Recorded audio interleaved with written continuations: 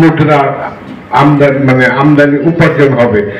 আর আমি এটা আরেকটা কথা বলবো যে এই সেক্টরটাকে আমাদের কারিগর শিল্পের দ্বারা সম্ভব অতটা হবে না।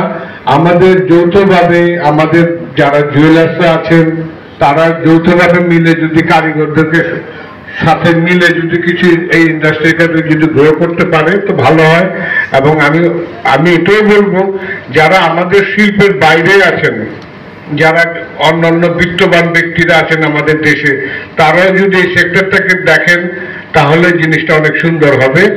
তার ওনাদেরও ইন্টারেস্ট গ্রো হলে আমাদের এই শিল্পটা অনেক এগিয়ে যাবে এবং দেশের আর্থিক সম্ভাবনা আছে।